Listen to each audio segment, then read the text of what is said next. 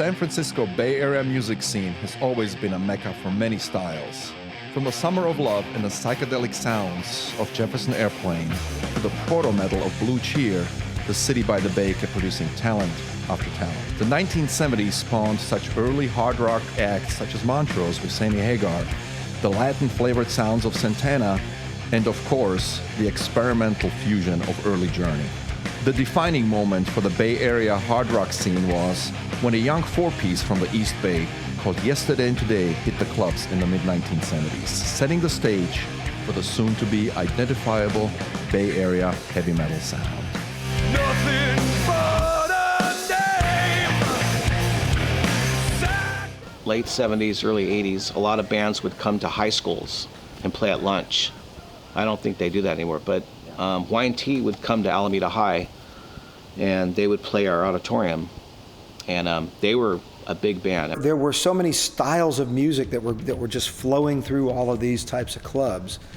And like I said, to some degree that was an advantage for us because we truly stuck out. I mean, in the Bay Area, we stuck out. There was nobody playing hard rock except Ronnie Montrose, realistically. I mean, Journey was playing more, at that time, more spacey kind of, almost instrumentally, oriented kind of stuff before Perry got in. I mean, they're doing, obviously, songs, singing. Greg was singing some great stuff, but they were a little bit more about the musicianship and less about the pop singles, at that time. The thing about San Francisco was, it's always been a hotbed for music and entertainment. It started back in the late 40s, early 50s with the bebop jazz clubs, and then the beatniks of the early 50s, late 60s comes in, this Summer of Love. All of a sudden you have all these clubs already and all these magazines in place. So, Rolling Stone started there in the 60s and stuff. So when my generation got there, with the tail end of punk, you had clubs like the Mab and the Stone and the Waldorf, and they catered to all these things. So you had a bunch of fans going already. You had top-notch nightclubs, and you had a media that reinforced it. And then eventually Sammy broke out from Ronnie's band and then started doing something, and he was the other guy in the band, in the Bay Area that was doing sort of straight-ahead rock and roll. As time went on, it was cool to say I play heavy metal. In those days, man, people didn't want to be associated with that. That's why I'm like, fucking get off of it, man. A lot of these fucking bands, man, it's easy to say you're metal. Back in those early days, bands didn't want to call themselves that. It just seemed a little bit more free up here than anywhere else I'd been. A lot more creativity, a lot more people were more apt to go out on a limb and do different things. There were great young bands out back then that never got a record deal, like Broken Man, or even bands like the Horde of Torment, all these old bands, Epidemic back then, that were bending what heavy music was at the time. It was really cool to be a part of that. In the late 70s, you did have bands like Yesterday and Today that were really going strong, and then there was even bands that I haven't heard that people mention, like Earthquake. Earthquake was a very good band from the East Bay that had several albums out in the late 70s and early 80s.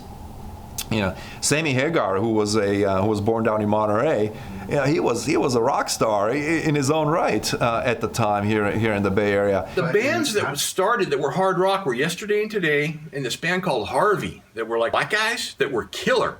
They were hard rock. Harvey was an all-black rock band. Reggie Harvey, right. Donnie Harvey. I can't remember the bass player's name, but great guys. I saw Donnie Harvey first in a band I think called Stratus playing the Lion's Share.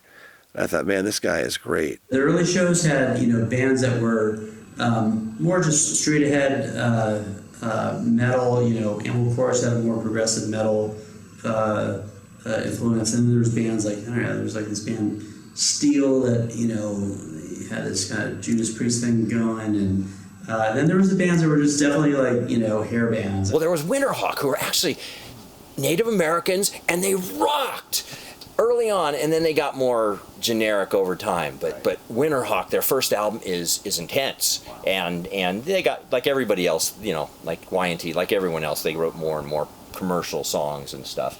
The other guy that came out from that area was Eddie Money. Oh, that's right. Yeah. So it was Eddie Money, Sammy, and Y&T that were constantly playing all the time. It was just a great scene. It was thriving. It was just a great form. Time for creativity. It was wonderful. Bay Area did whatever they wanted, but always so respectful.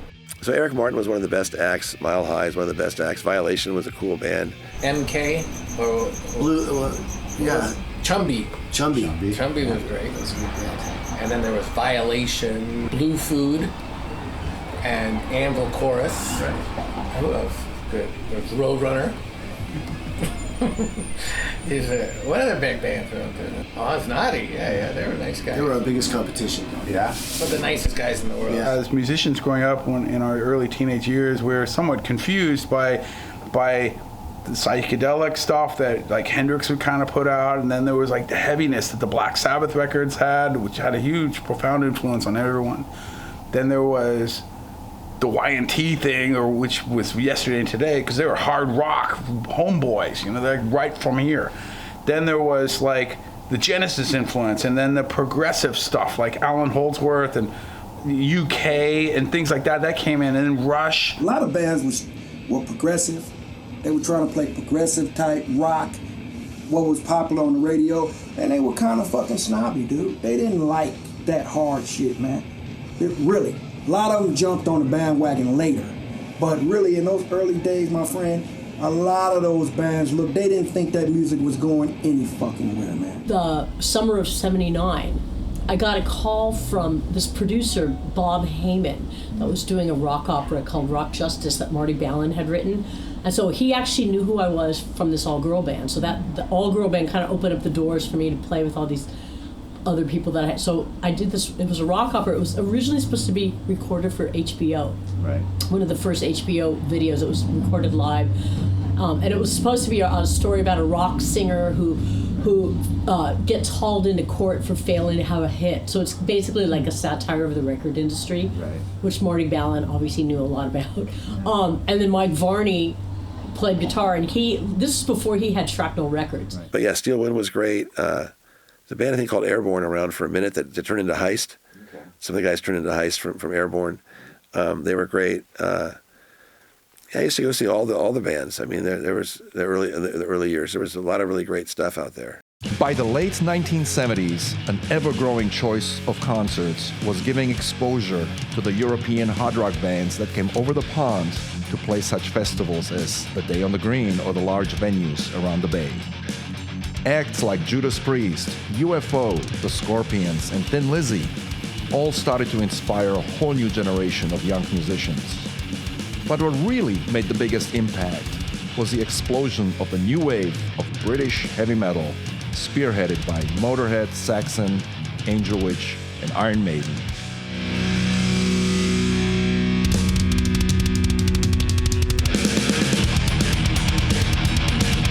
After that school year finished in June of 1981, I kind of just got a little kind of disillusioned with being there, and this was the first time that I could sort of take off by myself. So I took off and went back to Europe, to England specifically, and that was when I did the whole kind of run away with Diamond Head and stayed with Sean Harris and Brian Tatler, and went back to Denmark and made some money, and went back to England, bought records and found Saxon and hung out with Motorhead at their rehearsal studio in London, and went to a bunch of shows, the Port Vale Heavy Metal Holocaust, and so that was that summer. And then I was so kind of invigorated and so fired up by spending 3 months in Europe, July, August, September of 1980. Then I came back and I called this guy I'd met briefly named James Hetfield, and then here we are. A lot of my friends had bands, and they were all more like Judas Priest. That was like the big thing, and then bands like from LA, like that kind of look with a lot of stripes and yellow and red and black, and so I roadied for a lot of friends, bands like Black Leather, Roulette, and I remember I had a lot of riffs, but I didn't start a band yet because I was really into Maiden, but everybody was doing the Maiden thing, so I was just like, well, I really don't want to do that. I want to try to do something different. And it wasn't until I actually roadied for my friend's band Roulette, and it was Roulette, a band from LA called Metallica, Lars Rocket, and yeah, when Metallica came on, it was just like, wow, this is cool. You know, it was totally something different. It was totally metal, like new wave of British heavy metal. Had that kind of guitar playing, but the drums were super fast, you know, kind of like GBH or something. And I think for everybody, it was just kind of like, automatically after that night, I think they were like the favorite band in the Bay Area, and they weren't even from the Bay Area. And they even moved up here because of that. They just felt the love. And I think the first time we played the Waldorf was probably 82, if I'm not mistaken. Yeah. The scene was changing very, very rapidly at that time. Music was in general, so it was a great time to play any club, you know. The crowd was there. It was exciting. We really were lucky to be able to play. It did seem to spring up almost, not overnight, but the metal scene very, very exploded rapidly. really, really quickly, and it was right up our alley of what we were doing. And it was just good to walk into a club. There felt like a unity there. Or it was, it might sound cliche. People, you know, kind of dressed the same, all there for the same thing. There was a scene for sure, and you felt it in the air, like a buzz almost in the air. And, you know, you went to see other bands. There were bands around back in the day. I can remember bands like Griffin, you know, great bands. Great band, you know, Third Rail. There were some really good heavy rock bands doing the same thing. And Wizard was good. When the Metal Monday first came out in 1981, yes, the new wave of British heavy metal was going strong, but I think it was born out of its own movement, right? The rebellious movement against some of those AOR melodic bands like Journey that were taking out kind of the wimpier road. Not no disrespect, but you know, it was kind of its own movement. I think it would have happened even without the new wave of British heavy metal. A lot of the metal bands, I mean, Metallica was around, and Exodus. You know, real infant stages, but it was, you know, also bands like Roadrunner and Head On and kind of more of the straightforward rock stuff. Roadrunner was going on when I was in the other band as a guitar player. They were popular and stuff, and then and Head On I thought was the best of all of those bands. You know what I mean? They're like, you know, and they were doing the whole hair thing and stuff too, and you know, their stuff was really commercial too, you know what I mean? They had it all, I thought. I loved Head On. I always wanted to form a band with Frank, the guitar player. But we even tried, me and Varney tried to get him for Cinema, but he wouldn't do it. He wouldn't do it. We wanted him bad. But Head On should have made it. Head On was everybody's dream. Cool. And so for people mentioning them, it makes sense because, you know, they really were inspirational. As a singer, I was kicked out of Righteous Ire for a brief time, and then I went into a band called Malibu Barbie and was the singer for Malibu Barbie. They were an all-girl band. They were. Matter of fact, I'm on Wikipedia as the singer for an all-girl band. Yeah. Yeah, I'm pretty famous for that. When I first got here, I fell into hanging out with people like that. I hung out with Journey, and I had the privilege of meeting Grace Slick. So it was kind of that arena rock thing. And then I auditioned for a band called The Rude Girl, and the rehearsal studio was at Haight-Ashbury, which was really cool to me coming from upstate New York. It was like Hendrix, Joplin, Grace Slick, you know, hippie town. So when I went there, it was just the breeding ground. I mean, that's where Metallica, we used to eat at the same pizza shop, and Exodus, and Testament. It was that hardcore scene that I got thrown into. And I was also a late bloomer to Dio and Sabbath. So that was a whole new world for me. It was pretty incredible. Really, we had no idea what was happening, that we were creating something in the Bay Area. Vicious Rumors, Death Angel, Legacy became Testament, Damage, Lost Rocket, you know what I mean? The list goes on, Forbidden. Everyone thought that we were in this like secret little club almost, you know. You'd see people dressed like this in the leather. It wasn't total mainstream and on the radio all the time. So we felt that we were jumping in on the ground floor of something that was a little below the radar, you know. And it was changing very rapidly at that time. Yeah. Through the early 80s all the way through to the end, it was changing, you know. We were all discovering these English bands that were starting to come over in 1980, and Def Leppard played in May with Pat Travers. Scorpions played in May 1980. The first time I heard Merciful Fate and King Diamond's voice, I'm like, what is this? And the changes, the guitar changes, nobody ever did stuff like that. It was kind of like pretty much you know, the song's got 4/4 times, got a bridge in, it's got a chorus, and then maybe a lead section and end. That was the first time where there was a total change in the middle of the song, you know, that went somewhere else. And I think a lot of journey. It was a total. It still is, and it's, you know, those were the types of things that formed thrash metal. I mean, we were like, let's have changes like this, you know, let's come go out of nowhere, but totally right, fit, exactly, but still fit. I don't think there's any one event that brought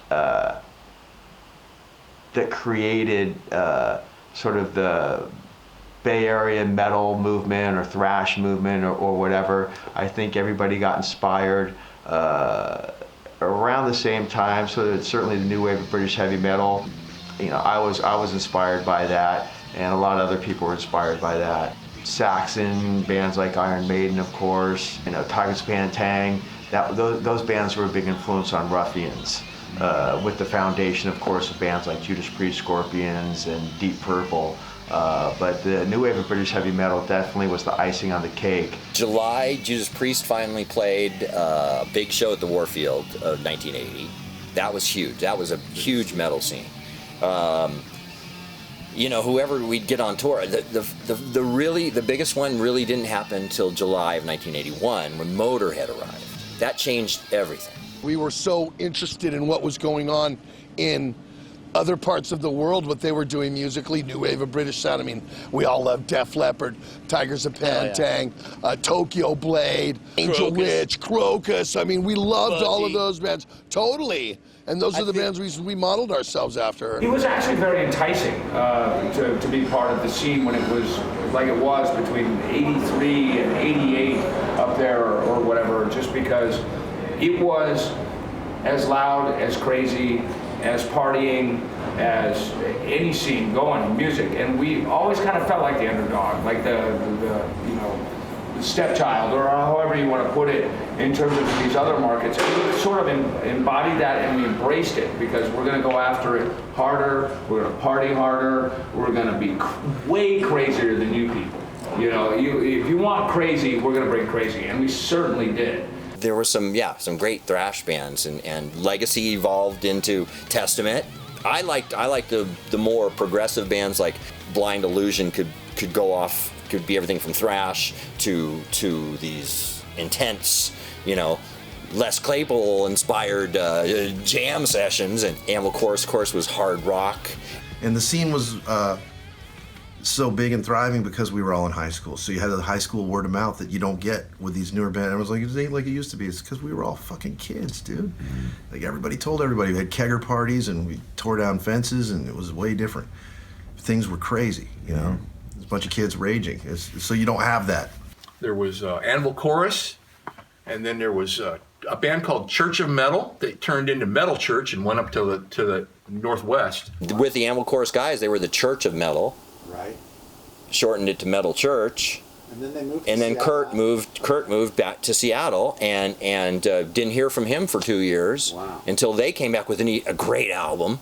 But Merciless Onslaught, one of the most intense. I mean, faster than any. I tried to get Lars to audition as drummer for Metal Church in 1981. He disappeared. That's the first time he disappeared. I don't think he was ready to play. I showed him my songs, my manager that ended up becoming Death Angel's manager later. And my manager now to this day, and Christina Aguilar's manager. Christina, she was just had a little record store. She started at 18 years old, put on Katrina Sardosky, put on her own gigs. And she just had this really flair and taste and was like upon her years. So I played her the thing and I kind of sang the song. She goes, man, that's really cool. I could get you some studio time. So I got a little studio time, made a little demo. She was friends with Kirk Hammett. She played it for Kirk Hammett. He goes, I want to get in production. This guy's got like a really cool voice. It sounds like a guitar sometimes or something. So then I ended up doing a demo with him, and that's how the band started. We started playing around 84. We played tons of shows in 84. Carl Albert was the singer, and we played in LA, up and down the West Coast. Played with some great bands. Played with, I remember playing with City Kid. Ended up being Tesla, and they had opened up for us one time. Another time I thought, oh man, yeah, we're in trouble. These guys are good, you know. And yeah, it was we shared the bill with Vicious Rumors, shared the bill with Armored Saint, shared the bill with Loudness, Keel, Saxon, a lot of national acts. Like the guys at Vicious Rumors that just started their band, we'd all like be sleeping on couches. Half the time there was no PG&E, and everybody survived by working at record stores, which was like the coolest job at the time. That Bay Area metal scene was thriving and happening before Metallica ever showed up. So anybody who's out of the US who sees this, just know that the Bay Area metal scene started prior to that. The rise of metal gave birth to many European magazines. This inspired the launch of two highly influential Bay Area fanzines, Metal Mania and Metal Rendezvous.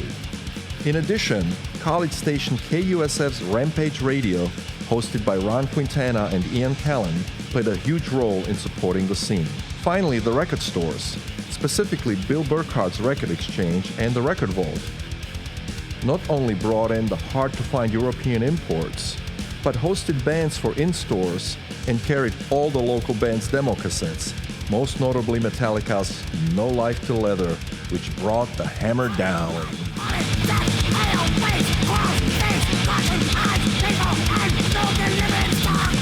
I really thought the BAM magazine served a super important part in the metal community. It wasn't so much that they featured metal bands on the covers or what have you, or even had articles on them, but that's where, at least my friends and I, that's where we got our listings. That's when we knew who was playing Metal Mondays, who was playing Keystone Berkeley, Stone San Francisco, Keystone Palo Alto. And between everything was this little black and white rag, this little thing all crumpled up, opened up, said Metal Mania. I pulled out this little rag that introduced me to all this stuff. I was reading about Merciful Fate, and I was like, they're supposed to be as evil as Satan, you know, so I was like, I'm in. I wanted the heaviest stuff, so that was my introduction to everything, and I was 13 years old at that time. And one day, our high school friend, Tim Korochikov, who grew up in the Ukraine, and he showed up with this 10-page, really badly copied on some cheap copier, a little magazine. Couldn't even call it a magazine, with one staple in the corner, right? And he called it Metal Rendezvous. And I said, this is really cool. This is kind of what we're talking about, right? And I looked through it and I said, man, Tim, you did this? And where did you get the interviews? And he said, just talk to some people, you know, local bands. It's really nobody that huge or famous was in it, but the idea was there, right? And he really deserves the credit for truly giving us the kick in the ass to get this thing up and moving. And when we decided to do another issue, Bill Hale and I were fully involved, and eventually I took over as editor and made it into what it was towards the end of the 80s, when we were publishing 125,000 copies in full color. And Metal Rendezvous, I mean, John and Bill Hale for doing the photos. I mean, when I was young, these were like rock stars to me as a musician. And then Aardschok, the first real metal fanzine from Holland, sent me some of their issues. So I started cutting out pictures of theirs and then pasting them on my tape lists. And then Motorhead played. And suddenly I had a million great pictures. It was the same thing in the fanzine scene, you know. You, Bob, you had Headbanger, right? Me, we had Metal Rendezvous. We weren't competing. Right. We were supporting each other and we appreciated each other. Ron Quintana with Metal Mania, you know, we were supporting each other and appreciating each other. And that were, you know, Kick-Ass Monthly, right, out on the East Coast. Then I Xerox copied these little 8x11s, folded them over, because we didn't have enough to be a real magazine. We didn't have enough to be a real magazine till much, much later. But so we folded them, and they were little Metal Manias, and Lemmy was on the first few covers, and Judas Priest, and Scorps, and Y&T, and you name it. But that quickly evolved in August of 1981. We brought in Kerrang. We were actually running a U.S. subscription service for Kerrang for a while. Not sanctioned, but simply, you know, if you want Kerrang, we'll mail it to you every month. I brought in hundreds of copies of each one. And then as far as the fanzines go, man, I tell you what, it was like Metal Rendezvous magazine. The Crucible was a magazine that we did.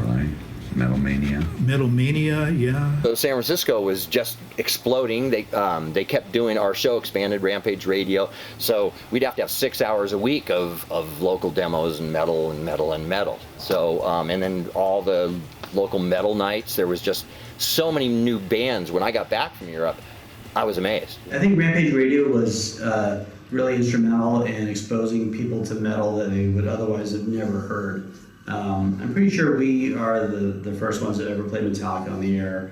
I know Yngwie Malmsteen. I remember when we got Yngwie's demos, like we'd play that all the time, and we just like start the whole "Hey, Yngwie's God," riff that I later came to regret because he started to believe that he was God. Well, I think Rampage Radio and Ron Quintana, definitely had a major impact, because I remember lots of my friends they told me about Rampage Radio, and I think it was Yngwie, it was him spinning Yngwie's demos that really got Rampage Radio known. The Record Vault. The Record Vault was the bomb. That had the best imports, the best selection of wall-to-wall metal and demos. I got the Legacy demo there. They had Attitude Adjustment. They had all these great bands before they even got signed, their early demos, and just all these overseas, these bootlegs, killer t-shirts, anything you needed. I would go spend my entire paycheck at the Record Vault. Everybody made a pilgrimage to the Record Vault. It was almost like a religious experience. That place, that was the place, you know what I'm saying? As we heard all the news, they introduced me to Ron Quintana. And Ron Quintana, that was the first person that I heard call the music thrash. He was the first person to play us on the radio. I love that guy, man. We had a little record store in Fremont, California called the Record Factory.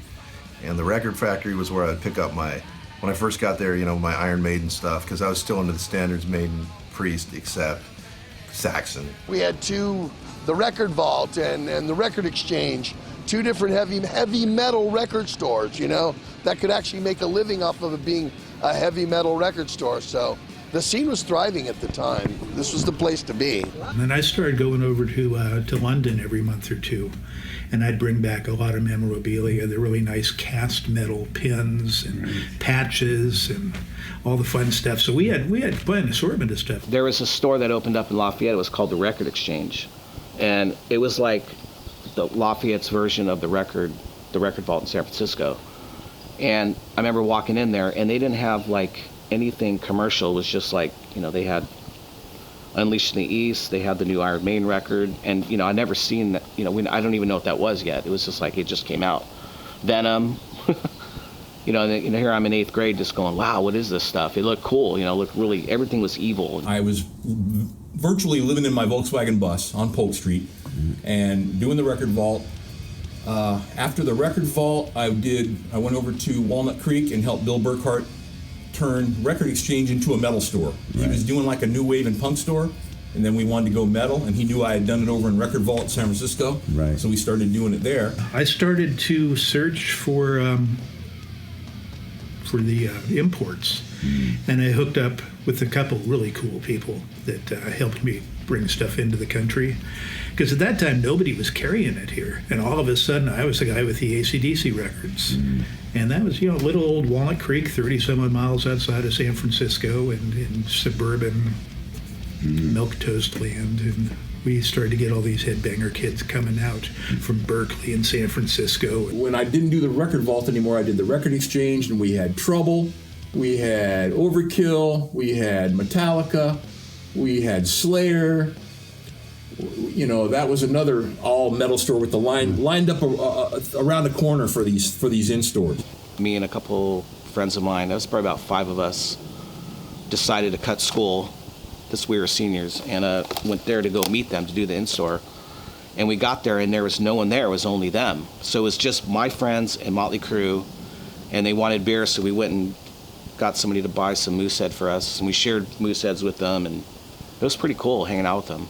So then we have Slayer come to the in-store at Walnut Creek, and we let Slayer in, and that blonde-haired dude that played guitar tackled my Iron Maiden stand-up. I had an Eddie Peace of Mind stand-up, and this kid rolled in there and just jumped on that shit on the floor and fucked it all up.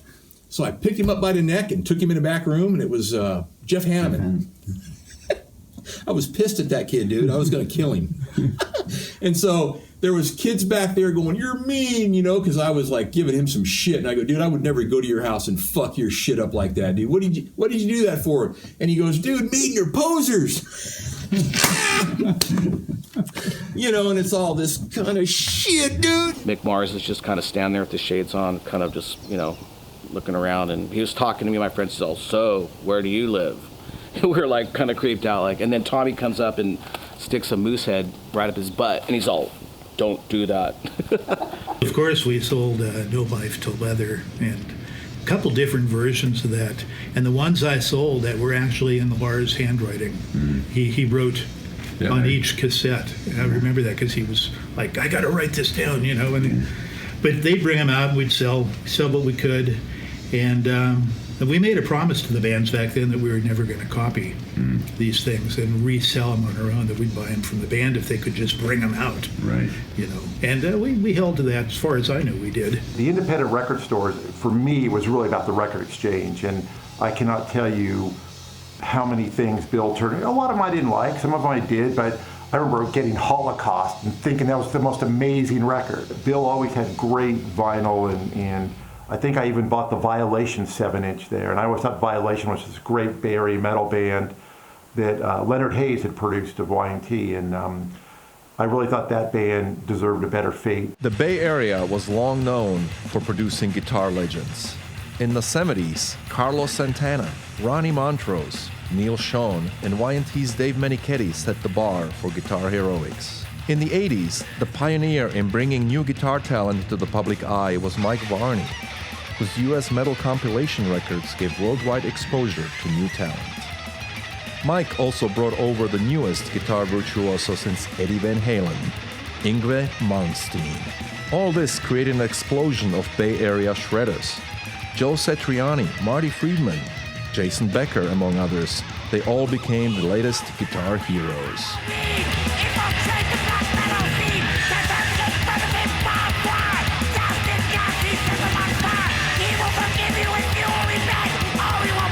That's one thing about thrash metal is everybody really liked a lot of European bands. So like you have Schenker, Uli, Frank Marino, you know, Glenn Tipton and KK. So those were big influences on thrash metal, those kind of guitar players. I really think that beyond BAM magazine, if somebody said to me, Brinkerhoff, what are the most important elements or who was highly influential in the Bay Area metal scene, I really think it was Mike Varney. What happened was I was a guitar teacher and I made a lot of money. I wasn't a very good guitar player. I had the skills of, you know, maybe like a Punky Meadows or something, you know. And so I was giving all these kids lessons, you know, because I was a cool guy. And I had all these kids in Marin and they were giving me good money for lessons. It was a good job. And I was like in high school, you know. And then all of a sudden, I started losing students. Like 2 dropped out and then I'd be like, what's going on? What's going on? And then finally, somebody came to me and said, this guy, Mike Varney, is stealing all your students. I go, who's this fucking Mike Varney guy, right? It was in 1980, and I was a record collector and was just kind of upset that there was hardly any metal coming out. And I knew that people were interested in it, but I was having to buy imports, you know, and America was taken with disco and taken with new wave, which is watered down punk rock, and things were just... I just wasn't able to get enough metal, so I decided, well, I'll get my own. So then I went to him, and I said something like, hey, buddy, why are you stealing all my guitar students and all this stuff? And then he showed me what a great guitar player he was, and I was like, well, that's why right there. He's way better at lead than I am, so that's why they're all going to him. By the time I was 20, 21, I had met Jeff Pilson, and we did that Rock Justice record with Leonard Hayes and Phil Kennemore from Y&T, and Yesterday and Today at the time. But by 1980, I'd already kind of seen where the, you know, bread was buttered and didn't really want to be an artist because I just thought of the overwhelming odds of doing anything. And I was trying to get married, and I thought, why am I going to work so hard to be away from this person I love 6 to 8 months out of the year if everything goes right. So I'm trying to build the house up the front. At night, I'm taking the bricks out the back and not getting anywhere. So I said, I'm going to do a label. I do remember I was so psyched after that US Metal album, even though I didn't think it was great all the way through, but I did like some of the people on it. I wrote to P.O. Box P in Novato, wrote a letter to Mr. Varney, and get some call back from him. And of course, Varney's legendary. He'd always call you with somebody else on the line that he wouldn't tell you was on the line and go, hey, Brian, what do you think of like Pete Marino of Le Mans? Oh, I think he's great. Hey, Brian, Pete's on the line. Hey, say hello to Pete, you know, and he was always, you know, and I used to joke with Varney, he would always do what I call the AT&T mix. I was looking at the state of guitar at that time, and I thought, God, Europe has got Uli John Roth, we got Gary Moore, we got all these great players. Man, Hendrix and Van Halen, and sure there were a lot of people that filled the cracks in between, but we didn't really have, you know, a super shredder, you know, in heavy metal at that point in time that was new, and I knew there had to be somebody out there.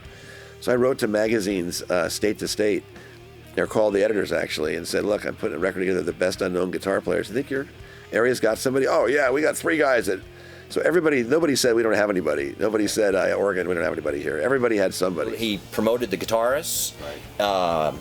And so they didn't have to be that metal, but the guitarist on each of those songs was ripping, shredding, like Chumby and Lyle Workman. They were just shredders, and we all worship shredders. So the Mike called me and he goes, there's these guys in Chicago called Le Mans, and they're really cool, and they got rooster hair like you. Like you might just fit with these guys really well. He goes, they need a singer. The bass player is not that great of a singer, but the band is killer. And it's got that guy Derek Frigo. And I had seen Derek Frigo because he came out with Lucy Forbes. Lucy Forbes was trying to sell him to major bands. She brought him to LA and San Francisco. This is Derek Frigo. And Derek Frigo was like 12 years old, 13 years old, and he was already doing coke. You know what I'm saying? Like at 13 years old, and he had the crazy rooster, and he was kind of like a Jeff Beck meets who's the guy with Billy Idol? Steve Stevens. He was that, and he had the great Van Halen style. There were clubs to play every weekend. I met Mike Varney very, very early on from moving to San Francisco. He had become a friend of mine.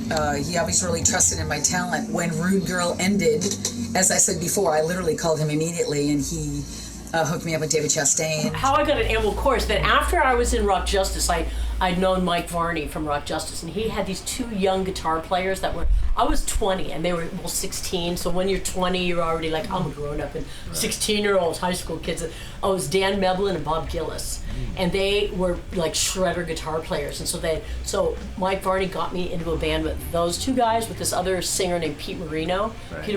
So Bill Burkhart, he said, hey, this exchange student's over here from Sweden and brought this tape into this guy. You should hear him. So it was Malmsteen. How did it feel dealing with the fact that we have Yngwie coming onto the scene? How was that? Well, let me tell you, as a guitar player, it was pretty shocking. I mean, this guy was pure talent, you know, and he came from another planet, Sweden, and came into our scene and just kind of just turned it upside down. It was incredible.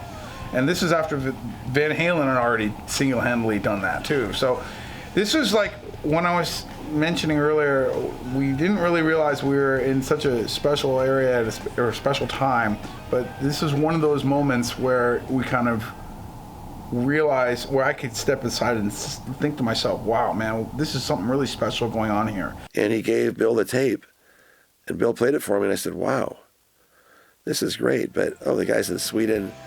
I'm a young guy. I'm thinking how crazy it would be to deal with immigration and get some guy over here. It just was way above my station in life at that point in time. I thought, how can I do that? Then like 2 months later, Yngwie sent me a tape directly, just coincidentally. And I wanted to put him together with Billy Sheehan and Leonard Hayes. That was the plan, you know, it's what I wanted to do. And then Ron Keel came up to my house and with his fiancée Dee Dee, and they were looking for a guitar player. I said, well, here's this guy I'm thinking of doing something with. And I played it for Ron, and Ron's like, oh yeah, man, that's the guy, whatever. So I said, okay. So Yngwie was really excited about coming out and doing it. I got a letter from him somewhere in my archives where he's really psyched. But that didn't last too long. I loved him so much. I had never seen Van Halen live, so this was extra exciting. Alcatrazz, Yngwie had already left Steeler, and so he left to join up with Graham Bonnet, who was his big, huge, you know, one of his big rainbow things. And so he had a chance to move up, and so he was doing this Alcatrazz thing, and Alcatrazz was supposed to come out and play. And Anvil Chorus secured the support spot for this show. But Alcatrazz canceled. And so Ian Callan and Ron, who they're from the Rampage radio show, Ian came with this idea. He said, well, why don't we just fly him up and he can come out and play with you guys. We can play with the Anvil Chorus. And I go, wow, cool, let's do it. Okay, so Ian gets in touch with Yngwie and says, hey, we know that you want to come up here. There's a shit ton of fans. You can come up here and play for them. You can play with this backup band, Anvil Chorus. They'll their rhythm section will play with you. And so Yngwie says, yes, we'll do it. Yngwie had this band, it was called Alcatrazz. And Anvil Chorus was going to open up for them that night at, I think it was not the Old Waldorf, it was that other place that Bill Graham had after Old Waldorf. Not the Warfield, not the Kabuki, it was on Columbus. Wolfgang's, okay. I think it was at Wolfgang's, or possibly it was the Old Waldorf we were going to open up for. And we had done the sound check, and the entire Alcatrazz band ended up quitting on Yngwie because he was such a dick. So after the sound check, I went back to my house, who I lived with Ian Callan, and I was talking to my roommate, Michelle Castro, going, that fucking Yngwie, what a dick that guy is. And I'm like completely bagging on him on the phone. I turn around and he's like standing in my hallway with Ian, and I was like, so we ended up having to be his backing band that night. When I was in Cacophony and we were doing like, the Go Off album live, I was the first time I felt like I was in a band like Judas Priest or something. I mean, this is like really, I was like, this is great, I remember Peter Marino saying, this is a short show one time, so let's skip guitar solos. So I got all Yngwie on him. Well, Marty Friedman was around kind of from the very beginning, and he was a teenager. I wanted to do something with him, yeah, and so we got him on the compilations. I did the Hawaii record, and then he moved out to San Francisco. And he had some demos that he made on a 4-track or something, and I thought, that's just cool stuff. I took all of my shit, which was like nothing. It was like a guitar and an amp in a small suitcase. I said, I'm never going back to Hawaii again. I don't care what I'm doing. And we had 7 gigs in LA and 1 in San Francisco. All the LA gigs got canceled.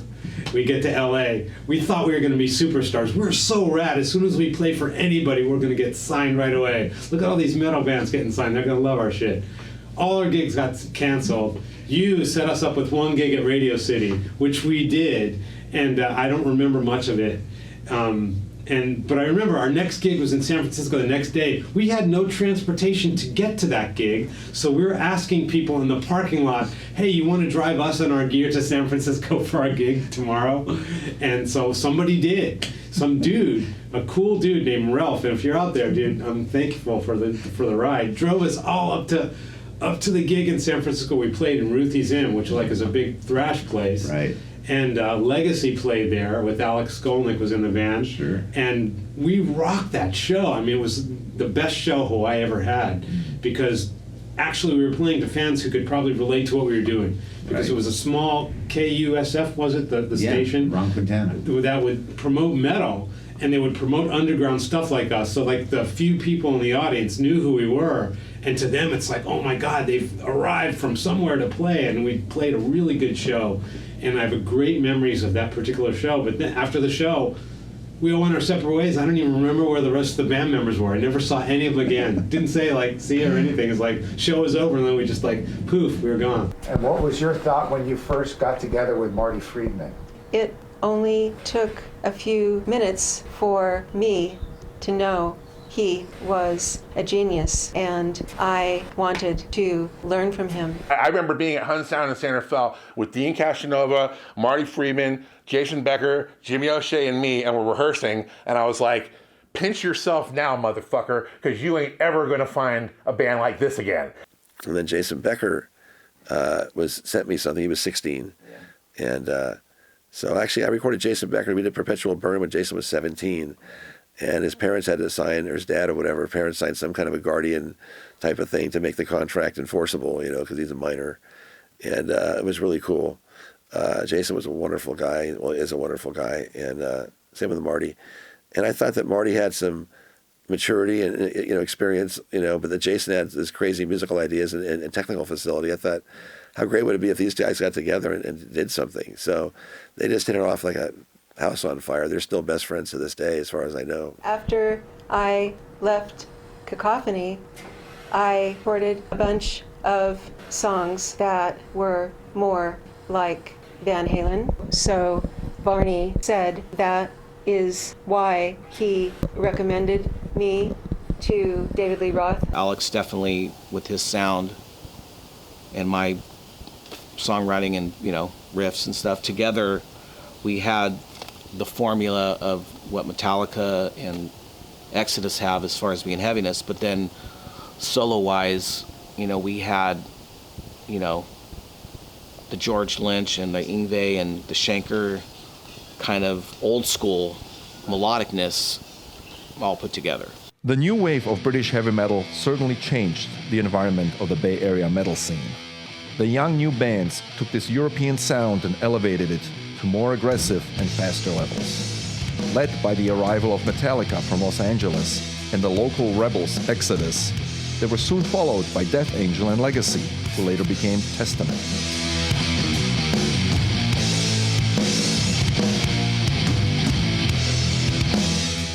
You know, Slayer started coming up here.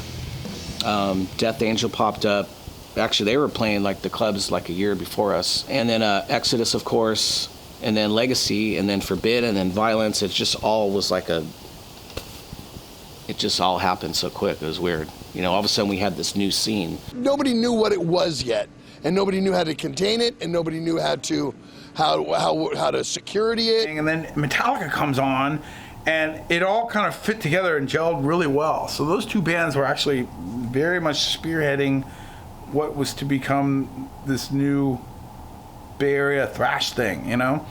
My band, Anvil Chorus, was doing like this pompous kind of keyboardy thing, and, you know, it was fun. But when I saw all this, what the Metallica guys and Exodus guys were doing, it's like, God damn, this is exactly kind of like what I want to be doing too. I've always been like this. A lot of us in Exodus and in Legacy, and again, all the other bands that were around at the time, Death Angel, you know, Possessed, everybody, all fed off of that. When bands like Metallica, you know, even Slayer started, they didn't move here, but they would start coming up here and playing a lot of shows because this is where they would do good.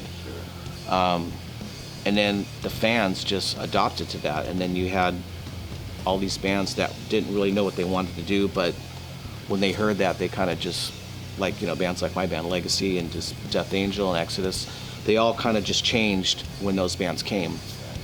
And it was like a domino effect. I mean, there was just so many bands here that just adopted that sound. I wasn't interested in the Seattle scene at all, but the Bay Area thrash metal scene caught my attention. It was like taking what the bands in the mid-'80s were doing, it took it up about 2 notches. And it was still hard and guitar driven, but yet melodic at the same time. We didn't know that it was like it was like the first incarnations of a certain genre of music or anything, but, you know, we just thought, push the boundaries as much as, you know, as much as the next band, and you're all playing with all the baddest of the Bay. But some of the guys didn't want to go thrash. You know, this was a kid thing. Right. The youngsters were like into the new thing, which was thrash. And the older guys, you know, they were like trying to stick with that 70s hard rock thing. Yeah. They didn't want the screaming going on. They didn't want to get real fast.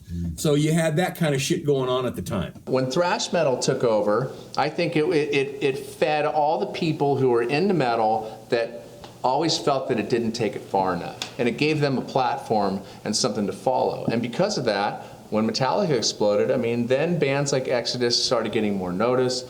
Testament, finally, that got into form. 83, I think Blizzard evolved into Possessed. I remember there was that band Blizzard. Somebody, please hook me up with a Blizzard demo. Okay, El Cerrito, Metallica Mansion. They used to have parties there late at night. People were coming. There was kids that were starting a band called Possessed. There was a lady, Debbie Abono, that was going to manage them. There was a band called Monolith that was there. So when I started there, I had very little knowledge of the heavy music movement up here. So guys like Jason from Chaos, Harold O, kind of helped refine to me what the vision of metal was. They kind of helped to stir my interest in what was going on, because even though I was at the Omni and I was primarily booking a lot of the hair metal bands, I had to learn that genre real quickly. And so they kind of like handheld me into the situation. So I would, you know, going from seeing bands like, Laughing Dead, and Death Angel, and all these bands playing the Omni, and getting that experience and getting to meet who Chuck Billy is and all these cats, when they were coming up, right when they were starting, it was a time when it almost didn't matter what was at the room. People were out to see the bands because it was that exciting, because you never knew when you were going to see the next Metallica at a venue. It was that hot back then. I don't think at the time we ever realized that it would have an effect, that it did. Perhaps even to this day, of the scene that the San Francisco thrash scene created. Well, there was no order back then. I mean, people would tie string around barrels and think that was a barricade, and they didn't know what they were doing. They didn't know what was going to happen. We didn't see the need to put any kind of onus on their experience. We wanted them to have that experience. That was part of the culture, was the slam dancing and the stage diving and pogoing or whatever, depending on what show you're at. So it was our job to make sure that everybody that was doing that were safe while they were doing it. Led by YNT and the major European acts, there were many who stayed true to the more traditional style, with bands like Vicious Rumors, Lars Rocket, Steel, Griffin, and the more progressive Anvil Chorus and Broke as Hell. However, they were often overshadowed by the punk and the burgeoning thrash movement.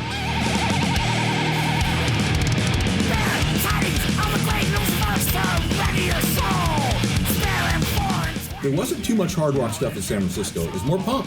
Back in those days, it was big time punk. So people laughed at the hard rock guys and the long-haired guys, because punk was a big fashion. The punk scene was just exploding in London, really, around that time that we left.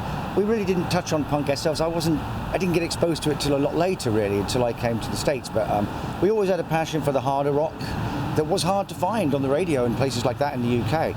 I found it refreshing when we came to the United States, and just the FM radio thing just alone, and the exposure that bands that you just didn't hear on the radio in the UK was very refreshing. I could just see there was a trend coming, and so when I joined them in '77, that was before Dead Kennedys were known or any of that stuff. And so it was the Nuns, Crime, and Dills.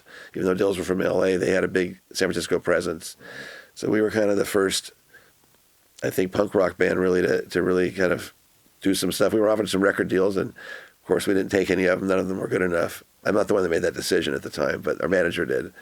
But so yeah, we could play Winterland a number of times. That was kind of cool. We opened for Widowmaker.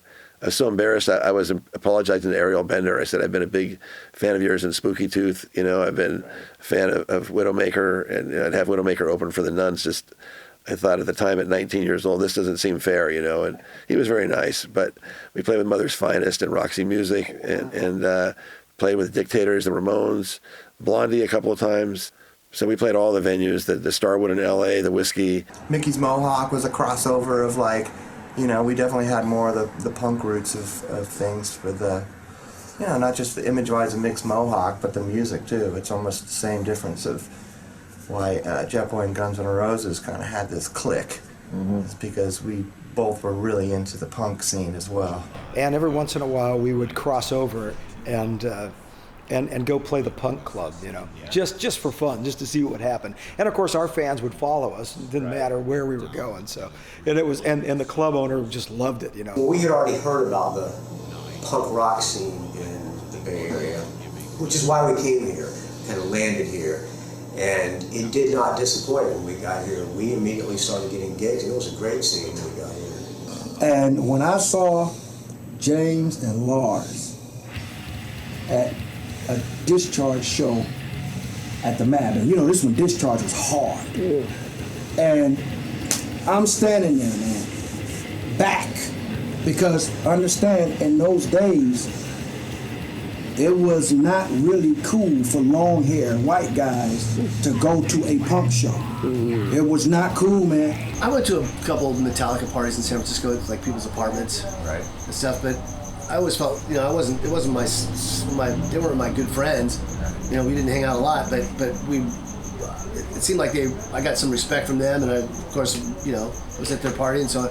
But there's no division of people. Rock and roll was rock and roll. I mean, being that the Mabuhay Gardens was right across from the Stone. I mean, Head On would play there all the time, and we had that group, full-on punk rockers there. That was the punk place. Right. But then we could also go across the street, and everybody intermingled. It was just like rock and roll. Yeah, it wasn't like LA, because in 1980 in LA, you did not hang out. If you had long hair, you go to a punk rock club, you get your hair cut off. Right. And the next thing I know, man, Discharge were playing their music, and the crowd was ferocious, dude.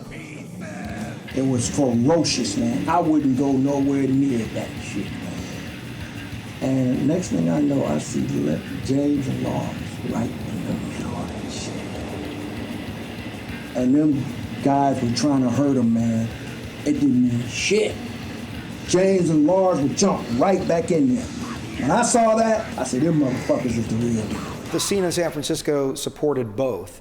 And like I said, there were certain clubs that the punk guys were not so much at, but they were more at these other ones that were, next to the club or down the street or something like that. Right. And sort of, it was segregated to some degree. But we tried to, get in there and just mess with people every once in a while. We got lost a little bit in the thrash movement. We were doing the heavy metal thing, and I remember sitting down with a couple labels in LA even. Said, hey, if you guys can kind of do this and do that, yeah, we'll get you in the studio. But it just, we wanted to play the music that we were doing. The thing with Righteous Ire is that we're kind of, it's weird because we didn't quite make the thrash label. We never could go fast enough, with our abilities. And so we kind of just, always worked with what we could work with. And but we were borderline, and in the early 80s, thrash wasn't big yet, and so I wanted to go thrash heavier, but I think our abilities held us back, so we were always stuck in this category, You had the big hair bands, and then you had the other side of it. There was nothing in between except Righteous Ire was in between, and so I think that played a big role in how Righteous Ire doesn't get recognized that much. You never lose if you err on the side of heavier. Always. You always win if you go heavier. Like, that's my stock and trade. That's what I do. There were some that definitely got hurt. I think Forbidden got hurt a lot because Forbidden was not truly a thrash band.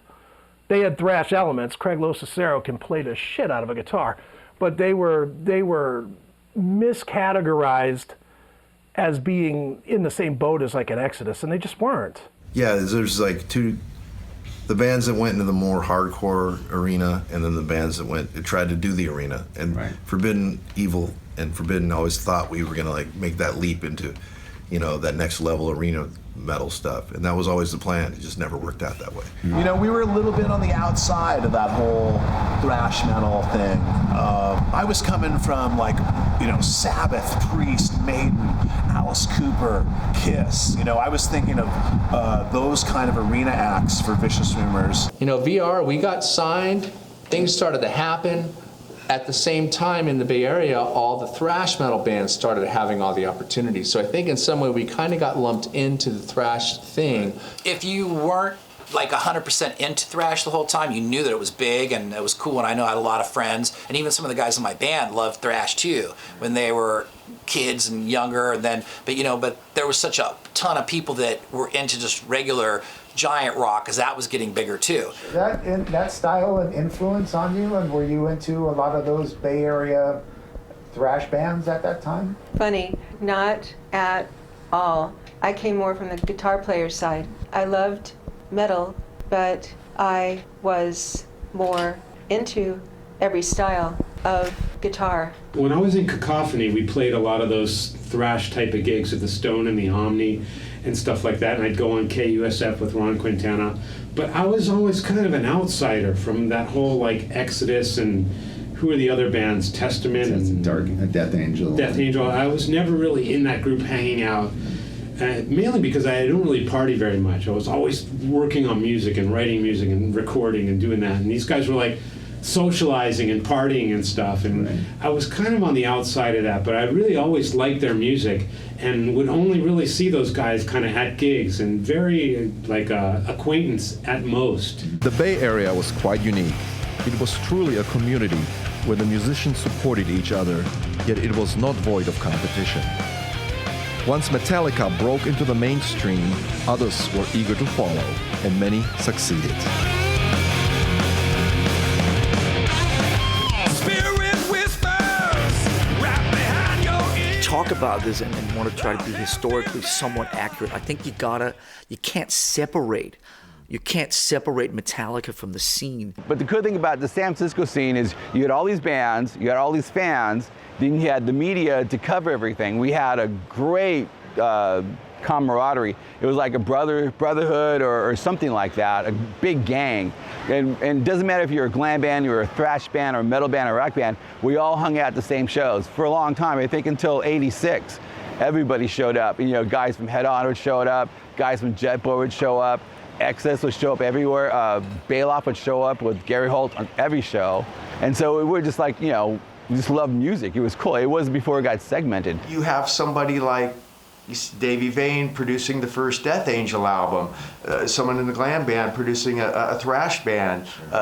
Everybody got along, and everybody was friends, and it was genuine. It was a genuine time. That's what everyone always says, of course, because we were all like cool with each other, but at the same time, everyone was like, you know, we were just trying to make a name for our band too. When you're playing with all these big great bands and stuff, you better have the goods or you're gonna get like just booed off the stage. You know, you wanted to have the pit going and stage diving going on. We were a little bit on the outskirts of most of those guys because they grew up in the northern part of the Bay and the East Bay and San Francisco.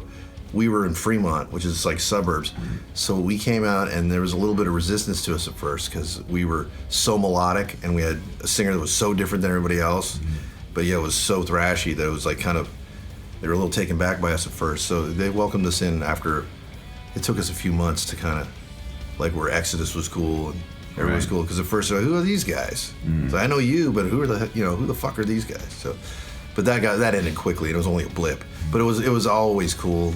From that point on, and especially now, dude, that camaraderie has really flourished, and everybody is really happy to see each other these days. We all see each other. Everybody's like, dude, you know, we did this together. You know, we're all a part of that. You just kind of feel, you don't have to say it, but everyone knows it. But it was a lot less segregated than you'd think. A lot of people that, you know, yeah, they'd talk crap to each other, but usually they were there like holding beers in the air at the same shows. There was really no competition between the bands. They were all friends, they were all brothers, they all supported each other. You went to a Lars Rocket show and all the Exodus guys were in the audience, right? And vice versa. And that's what I loved about the San Francisco scene. There was no put down of bands. They were all supporting each other and playing each other because it's such a tight community. We saw new bands like Death Angel, for example, and the thrash scene seemed to fit hand in hand with it. You know, you saw people at the thrash shows, and you'd also see them at the classic metal shows as well. And I think it was just the whole vibe of it all. And some of it was much more heavy than the other, but you'd see the same people. And it didn't seem, even though it was a healthy competition between the bands, it didn't seem, at least I didn't see any of the real cutthroat stuff. I'm not saying it didn't happen, but there was much more of a sense of community about it all, you know, and a support within the bands for each other. Like all the people in the bands were all hanging out. It wasn't like the bands and the fans, we were all just together. There wasn't a separation. In the beer gardens, everyone's walking around like it's the Warriors movie, or everyone's a gang and everyone's got their thing, and these guys got their leather vests and these guys are in debt. You know, it's just, that's was fun about it, I thought. We were treated different, like you said. There was no competition when we went there, even because we come from out of town. I don't think they felt we were a threat. We were a visitor. They welcomed us with open arms. Look how Slayer and Exodus became. We became real tight friends. It was a good experience for us up there. And Exodus didn't really have a competition because they kind of just got the next deal, and then there was a lot of other bands behind them. In the same way that we may have inspired the scene also inspired us. We may have influenced the scene, but the scene also, do you know what I mean? Yeah. So it's just one big fucking mesh of just people and energy and moments, you know, that just happened over the course of a while, and it was like a year or two where it was just fucking vibing. We'd do the same. We'd go there to support other bands, and we always had a great night when we went out to these places, and we always felt warmly welcomed when we played any club in the city. And there were some great bands, you know, that we got to see as well. You know, I remember Roadrunner, Steel, Exodus I saw. Was you at the Exodus? Yes, show? Yeah? yes, I was. Okay. Yeah. So we're talking probably 82, 83. Yes, they were competitive, but at the same time, if they saw one of them in trouble or needed help, they were there to help and support them. And I loved it about the San Francisco scene. The scene was fueled by drugs and fueled by bands trying to get deals. Everybody was trying to get a deal. Everyone was. The record companies kept coming up weekly, like to see Metallica, to see Exodus, to see us, to see Vane. We were the ones that took the longest to get a deal. I sat in every office in LA with Varney, and we thought we were going to get signed like 3 or 4 times. And then finally Columbia came back like a year later. And I guess I owe it all to Ron Keel. But I think one of the things about it that was kind of interesting was, for the most part, we didn't hold grudges. And I think that our scene, we sort of policed ourselves. And we didn't have the attention all the time of record companies or executives or these people who looked at you as if your behavior is going to be a risk. Yeah, so we were pretty much. I don't think anybody here paid attention to that either. I didn't really get into the music. I didn't hang around any rockers, so we were kind of isolated. And most of the black people weren't winning. They thought I was fucking crazy. You know what I'm saying? Yeah. But my folks, my dad, he wasn't so much into it, but they tolerated it. My folks, my mom, she was in my corner. You know what I mean? So, but most of the people, oh man, they joked. Oh, we got that. That's what some of the determination came from, just getting ridiculed. Heavy metal shows started to pop up all over the Bay Area. It all began with the Old Waldorf when they started the Metal Mondays series. The first show featured Motley Crue with Anvil Chorus, followed soon by Motorhead's first appearance in San Francisco. Clubs like the Three Keystones in San Francisco, Berkeley, and Palo Alto, Wolfgangs, and later the Omni, off-Broadway, and finally the haven for the heaviest of the thrash bands, Ruth is In.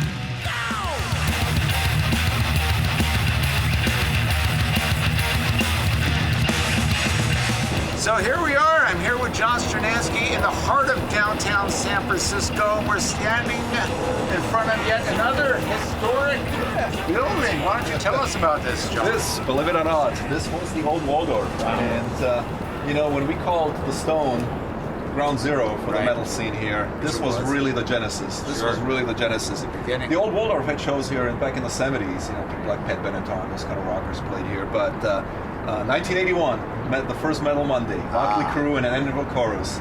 They really kicked off what the San Francisco metal scene was all about. There was a lot of music going on. There was a lot of bands trying to play places, and there was nowhere to play. So we do things like put on our own shows. Let's mention our good friend Kathy Page, who used to work for KRQR. Yeah. She was amazing. She's the one who started Metal Mondays. And Kathy Page. I didn't know that. She was amazing. Everybody's mother, but even though she was a young hottie. But she also was program director at KRQR, which was the biggest FM radio rock station up there. Wow. So she put on these shows, and if she liked you, promote you, she'd help you out immensely. Thank goodness for people like the Corona brothers who booked the Keystone clubs, or Tony Isabella and Rachel Matthews who booked us all at the Old Waldorf. These are essential people that made these opportunities for all the bands. That Metal Monday scene at the Old Waldorf, that was the best club to play at in the Bay Area at the time. All the bands were playing at there was a lot of venues in San Francisco. There was, you had Morty's, you had The Stone, you had Rock on Broadway, you had Buhay Gardens, and you had live music 5 nights a week. But I think the Metal Monday thing was an all-ages thing, and when that came on, we were really ready for something to happen. The Metal Monday stuff was, it was a legacy by the time I was in the scene, but that was already done.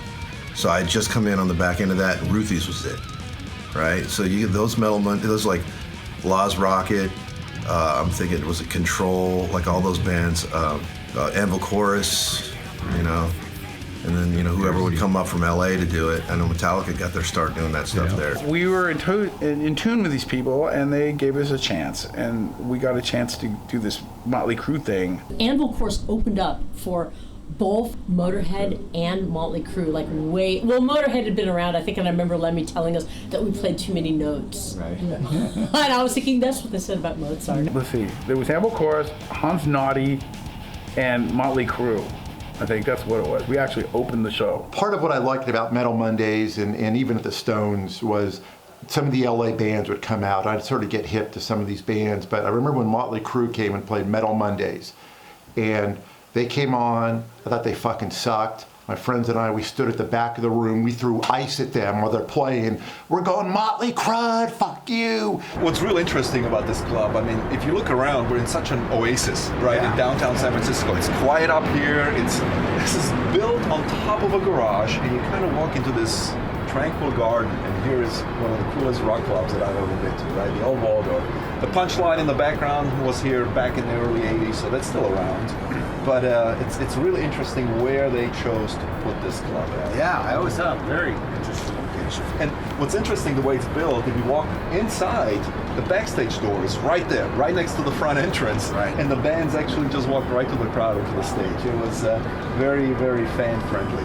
Overdrive was a band that consisted of Randy Ferreira on bass, Mark Pena on drums, Mike Carsey on guitar, and myself on guitar and vocals. And we were high school buddies, and we started playing in the Bay Area music scene when we were about 15, 16. We would do gigs at the Old Waldorf on Metal Mondays, and we would play our set, and then we'd have to go hang out in the dressing room because we were too young to hang out in the club. The Waldorf Metal Mondays, I remember being in high school and them announcing Righteous Sire playing Metal Mondays, and I thought I was a real rock star then when I heard my name on the radio. And Mabuhay Gardens on Broadway, Keystone Palo Alto, the Stone in San Francisco was kind of our little circuit, and so we would just rotate between those clubs. We never really traveled or anything. We were always a Bay Area band. All these places, pretty soon the Old Waldorf had to have metal bands every Monday. Then the MAB had to have metal bands every Sunday. They had Brutal Sundays. So all these clubs started adding metal nights, and all these little kids suddenly had places to play. It was amazing. When I first started coming up to the Bay Area, we had connected with Tambray Bryant, Michael Oliver with L&L Productions, and they were doing a series of shows at the Mabuhay Gardens. That was my introduction, and there was a seedy, it started out as a punk club, right? Yeah. And it was just this seedy, amazingly cool club.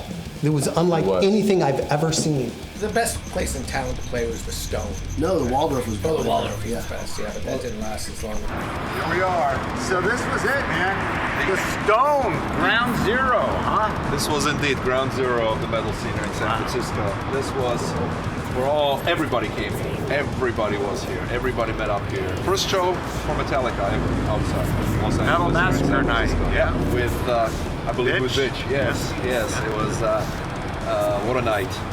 Really got everything started here. You were at that show. You came up with Lars, right? You drove up with them. Came up with Lars. They picked me up down in Monterey. We drove up together and eventually asked me to announce them on stage. So it was a great memory and a fantastic start to a whole new era in San Francisco metal. The Stone had 3 clubs, and they were spread throughout the Bay Area, and we played all 3 of them religiously, and especially the one in Palo Alto, which was sort of between San Jose and San Francisco.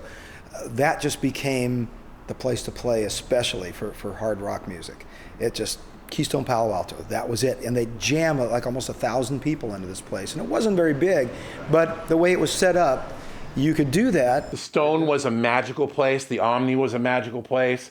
I don't see any clubs like that now. They might be in like Philadelphia. I went on a Gore tour later and I saw some clubs like that, but they were on the East Coast. But all that stuff it's like all in the Bay Area. The clubs now are nothing like that anymore. They're all strip clubs now because you can't make the money. The Chatterbox. Well, that was a fun place because that was an interesting crossover point where punk and metal kind of intersected. It was kind of a small place, not the greatest sound system, but adequate, But the vibe was all about the vibe, and they had a Kiss pinball machine, and they had Johnny Thunders spray painted, some shit on the rafters, so you can't argue with a pedigree like that. At the location of the old Keystone Palo Alto, huh? Indeed. Can't recognize this place anymore. Wow. Sure looked different 30 years ago, but metal hangout. Yeah, this was kind of where the whole South Bay got going with their heavy metal scene. First show I ever saw here was Saxon back in 1982 when they played the 3 Keystones around the Bay Area. And hey, Trauma opens down here. How awesome is that, with Cliff Burton? And this club endured for quite a while. I believe I saw Michael Schenker here as late as 1995 or so. Wow. So this club endured for a while, but now gentrified and a whole different neighborhood now. We played the Mabuhay Gardens, we played the Rock on Broadway, we played the Cocodrie, we played Morty's, we played the Omni, the Keystone Berkeley, the I-Beam. Oh, did I not say Ruthie's? You didn't say Ruthie's. Ruthie's Inn, and every club that existed. The Farm. Yes. Yeah, we played every fucking club. Well, luckily for us, you could have pretty hardcore bands at the MAB. And then the poppier metal bands. But you had to go to Ruthie's for the more intense bands in 83 and 84. And so Slayer would play there first, and Megadeth would play there eventually. And, just the heavier and heavier bands played at Ruthie's because you get away with more, You could do anything. There used to be a club called Ruthie's in Berkeley, California. I don't think it's there anymore. Just sick. Again, spit on, beer cans thrown at me. It was just, as I said before, a good training ground. You had to learn how to try to get the crowd in. I loved it. It was like football practice. It was pretty wild. My first club show that I went to was Exciter and Griffin at the Stone. And my next club show was Possessed and Hyrax at the MAB, Mabuhay Gardens. Of course. Yeah. And then not even a few months later, I was playing Ruthie's Inn at 15. Then the Stone and all the Stones, those were hot spots, as well as Ruthie's Inn was here in the East Bay, was a place where a lot of bands played.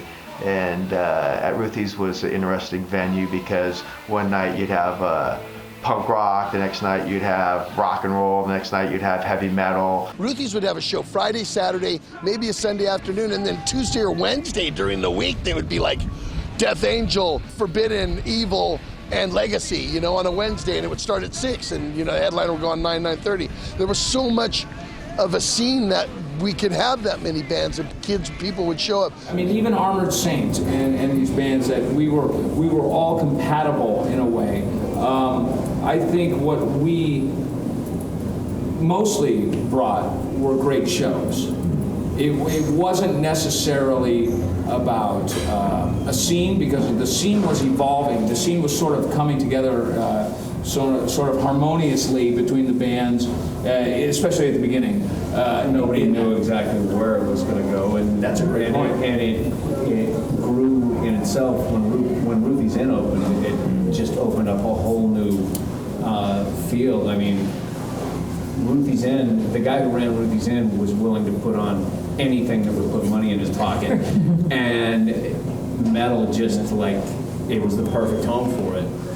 There's no problem with the police. We were standing. They weren't going to come down to where it was. They didn't want to come to that area. And it was just the perfect storm for metal. You remember Day on the Green, right? Well, Wes Robinson had Day on the Dirt. And it was at Aquatic Park in Berkeley. And it was a hell of a bill. It was Blue Cheer. It was Suicidal Tendencies, Exodus, Slayer, Us, Roadrunner, and a bunch of other bands. I remember us playing a festival called Dirt Fest? Day on the Dirt. Yeah. Instead of Day on the Green, it was Day on the Dirt, and it was all punk bands. Exodus, Suicidal was playing. Yeah. It's amazing. We played Ruthie's Inn a lot. That was the place. And there's that guy named Wes who used to book there. You go over there and you stay at his house and you play the show. And every band I talked to, he owed everyone money. I'm sure he still owes us money too. But yeah, that was a cool scene, and we played with a lot of bands. I remember when Legacy opened for us. I think Alex was like 16 or something like that. And yeah, I still have a lot of memories of that place fresh in my mind because they were fun shows. When it came our first opportunity to play a show, I went and talked to Wes Robinson at Ruthie's Inn, and I was a snot-nosed, cocky kid, and I was like, hey, I got this band. I was like acting manager, the youngest guy in the band. Rob's like, go talk to him. He's like, you go talk to him. So I did, and we got offered the Metal Church show for the Eastern Front. It was all this Eastern Front series of shows where no one knew they were being really recorded for it, but We were. And so we played at the Metal Church that night, opened the whole show, and people pretty much freaked out for us the first time. Yeah, Broadway Avenue in San Francisco. Oh my God! And during that era, a 2-block stretch had the Stone, the Chi-Chi Club, the Mab, which is now the Rock on Broadway, which is upstairs from it. That was a special little area, and of course all your wonderful strip clubs. But in San Francisco, 20-something musicians was a great moment in time. We had our friend Brent Turner open up the Rock on Broadway. He did real well there for a little while until he started having his bouncer throw people down that flight of stairs. 2-story flight of stairs, straight line. Don Chigi would just, woo! People were like, ah! A band could play Oakland, and in that same month play San Francisco and still draw 250 people, which is unheard of now. But it was a different scene back then. John Nady, with some of the money he made off the Nady System stuff, he owned up the Omni in Oakland. I go to a lot of shows there. I saw probably every local metal band. I mean, Vicious Rumors, Testament when they were Legacy, Blind Illusion with Les Claypool, Trauma with Cliff Burton. After the Stone and everything kind of tamed down, the Omni in Oakland was the place. Yeah, none of this conversation could happen without mentioning. Yeah, the Omni was essential, just as essential and important. And the thing about, especially about the Omni, was you would go in there and all the bands would be in there. So, you know, they were not playing, just having beers or whatever. And there was kind of a rule that you didn't talk to the bands. You just sort of left them alone. And me being me, I did not leave any of them alone. I was like, oh, dude, you know, I can't believe I'm meeting you, you know, and whatever. And they were all just unbelievably cool. And they all would give me tapes. And, you know, at the time it was all tapes. And so I grew into it really big in the late 80s up into the early 90s. Or even bands like Lynch Mob, you know, George Lynch's project. They would play these 3 rooms at 3 or 4 dates in the Bay Area, even sometimes getting an outside promoter, and they would still do like 800 tickets a night. All of the bands were very lucky. There was a good variety of clubs to play, you know. There was, and a good following when you got there. Yeah. I'm just very proud to be part of that whole era, that whole scene that just sprang up. Great. It was wonderful. Yeah. But we had these great places to play where you could put on shows, like you're talking about with our big stages. Yeah. And pyro, because my manager could finagle his friggin' way into saying it's going to be really small. I don't know how many stages we set on fire or blew holes in the roof. The world took notice. Soon, the Bay Area bands were touring the planet, appearing at many of the prestigious European clubs and festivals. The record labels started to sign them one after another, gaining them international acclaim.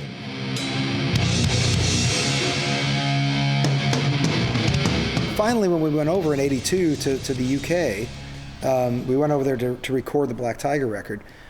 We met with some of the A&M guys over there, and they're like, I don't know what your American counterpart is doing, but we're kicking ass over here for you guys. You guys are, you know, you guys are taking off, and you haven't even played a show here yet. And we're like, you know, we had seen some of the stuff, but we didn't know what was actually happening until we started playing shows over there. What's interesting is that the scene that was in San Francisco is just maniacal and crazy as it was. This scene started to spread everywhere else. I mean, the Anthrax guys saw it in their turf in New York. You know, as we did the Killing Is My Business tour and went across the country, you could see that this scene was building everywhere, you know, across the country. And then as we all started to go to Europe, it's like, okay, this is a new scene. This isn't even the old new wave of British heavy metal scene. This is a brand new one. Because when we first went to New York for the first time, we toured with Venom and Slayer, like, we were doing interviews and like talking to people. Yeah, we heard you on W blah blah blah in fucking Syracuse, New York, and like people were putting in the work back then to like, you know, get this music out there and get it heard. Every time we tried to form something in the Bay Area with the people that were there, it turned into drama and disaster. And it's still that way because I still have property there. So it's the place. I thought it was the place then. Now I know that it's true. It was the place.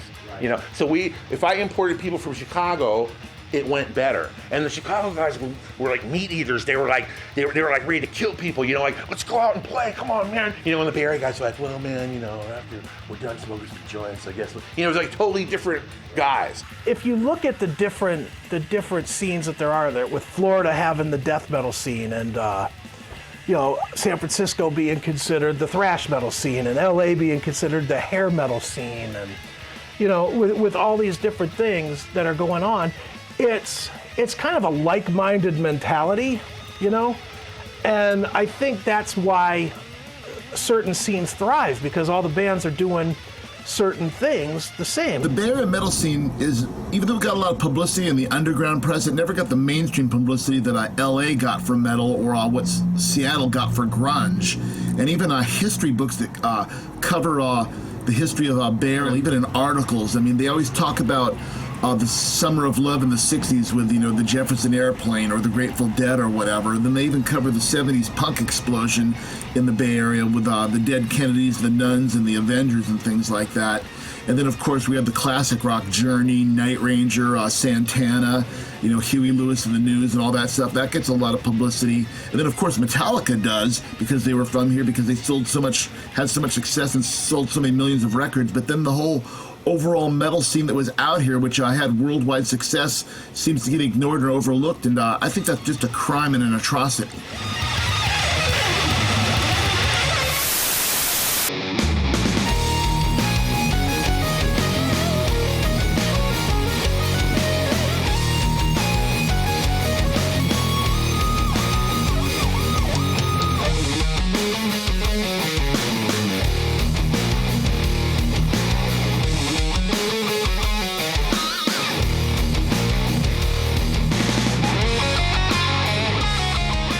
I was hanging out with Lemmy, and and he's known to be so hardcore, and I just played with Skid Row at Hammersmith Odeon. At the end of the show, all of us in Skid Row and Vane got on stage, and Lemmy and Robert Plant were there. And Lemmy get on stage, and we did Train Kept a Rollin'. And Lemmy, I was standing right next to Lemmy because I was like, oh man, this is Hammersmith Odeon, Lemmy's here. And this is the first time I played here. He went over to the bass rig, he had his bass on, and he just put his hand across the top of the whole amp, just went, then he looked at me and he goes, it's my settings. And so after we did the show, we're walking down the street, and I had like these leather pants with rings, and so I looked kind of, still kind of glammy, whatever you want to call it. Just to me it was rock and roll. It's like, the Stooges glam, or I don't know. To me it's just rock and roll, So we're walking down the street, and I'm walking next to Lemmy, and there's a big party we're going to. Some kid comes up and yells, Lemmy, hey Lemmy, that guy's a poser. He's wearing look at those pants, what a fag, or something like that. And he goes, hey, shut the fuck up, you snot nose. He goes, those trousers are rock and roll. It's about getting pussy. If I could get my ass in there, I'd wear them too if I got laid tonight. And the guy's like, oh, sorry, Lemmy. I saw Steeler up in Sacramento play a warehouse, and I wish I could recall all the details of why they ended up in a warehouse. But I show up, I'm all excited to see Steeler, and Yngwie's not there on guitar. It's this guy, Kurt James, who was a great player, don't get me wrong, he's fabulous.